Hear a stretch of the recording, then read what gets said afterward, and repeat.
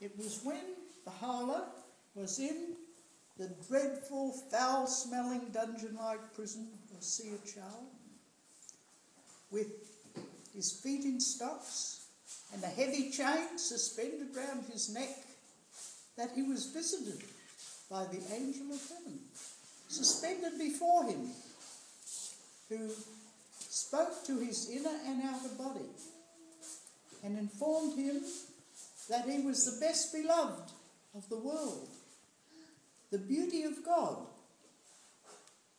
the power of God's sovereignty, and that he would be made victorious by himself and by his pen, and with the aid of those whom God would raise up.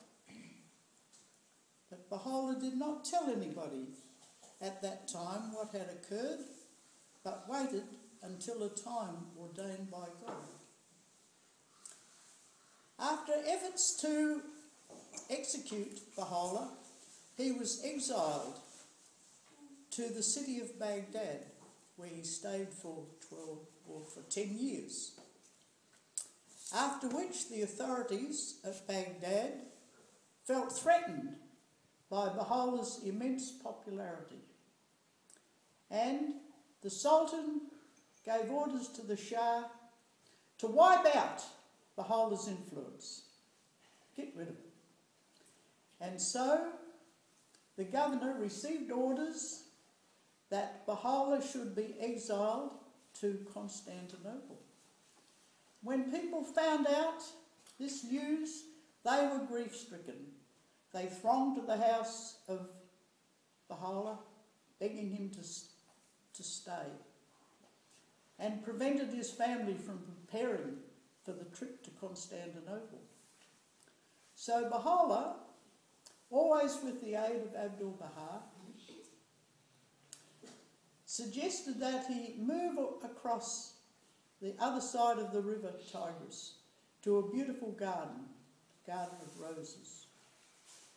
And so, on the day of the 22nd of April 1953, 9 years into the Baha'i faith, Baha'i stepped out of his house to move down to the river, about 10 minutes' walk from the city.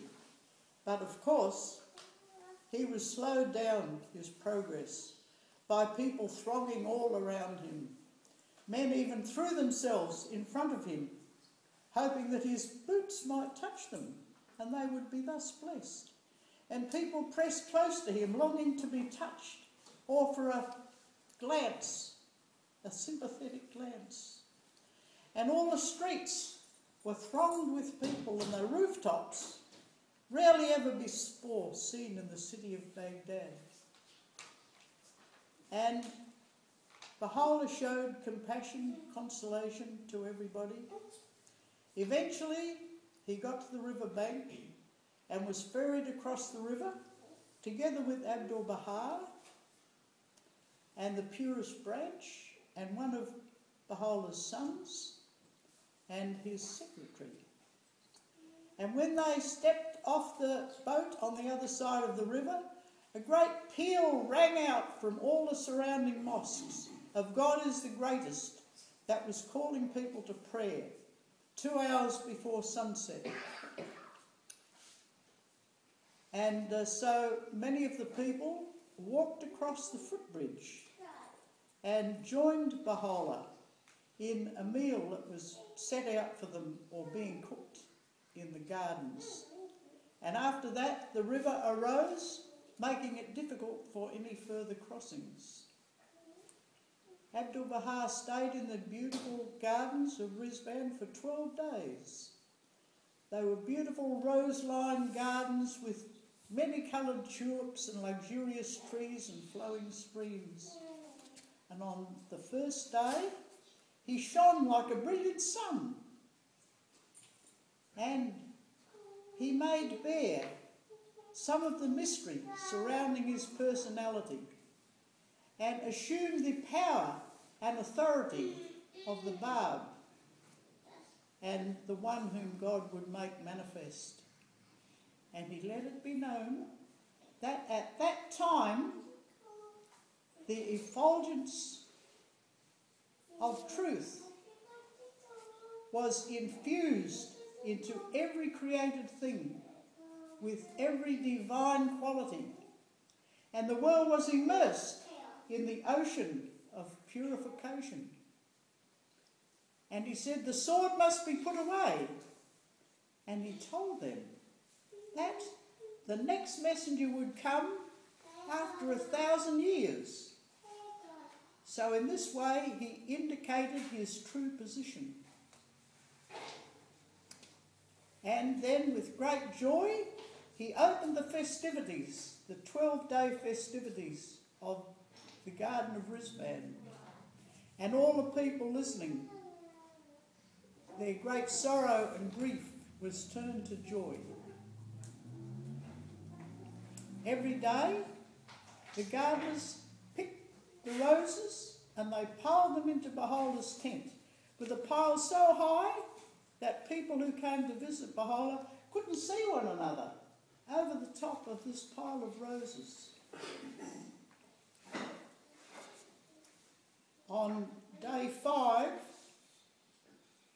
one of the companions was surprised to see that Baha'u'llah rose at midnight, and he walked in the moonlight through the beautiful gardens where the nightingales were singing such a chorus that he could barely hear the words of Baha'u'llah, who said how the nightingales were responding to the beauty of the night and the beautiful roses while other people slept.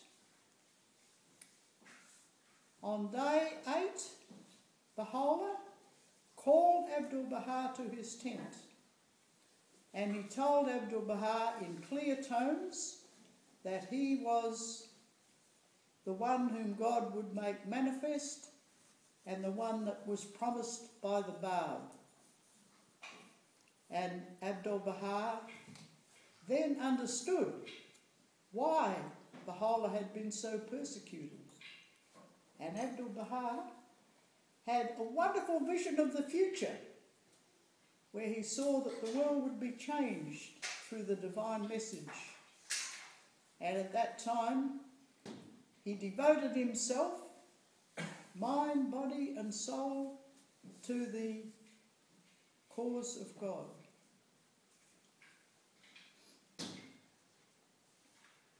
Now, what is the next bit? The 9th day? He devoted himself to it.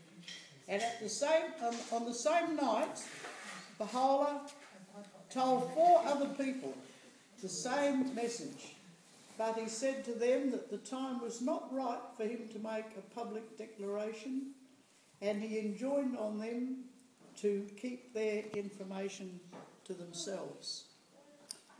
On day 9, the river subsided and his family was able to come over and join him. And then the river rose again. And then on the last day, many people came across to say farewell, and Baha'u'llah made it known that he would be leaving on the next day. And on day 13, everybody thronged across to say goodbye to Baha'u'llah, including the governor, who gave his regrets to Baha'u'llah of the way things had developed. And he offered Baha'u'llah anything he needed for his journey. Eventually, the procession was ready to go. The mules were loaded with howdahs. They would be little erections that are put on. Would the people sit in them? Anyhow, the ladies and children took their seats. The men had their mules and horses that they were riding. And the procession moved out, escorted by the Turkish soldiers, who showed every respect to the exiles. And friends gave Baha'u'llah a wonderful Arabian horse of the finest breed. And when Baha'u'llah put his foot in the stirrup, the horse bent its knees and lowered itself for Abdul to mount, for Baha'u'llah to mount. And Baha'u'llah spoke approvingly to the horse, and this incident filled everybody round and burnt into their hearts. And the people, they paid such homage to Baha'u'llah. They kissed the stirrups of the horse. They even kissed the horse's hoofs.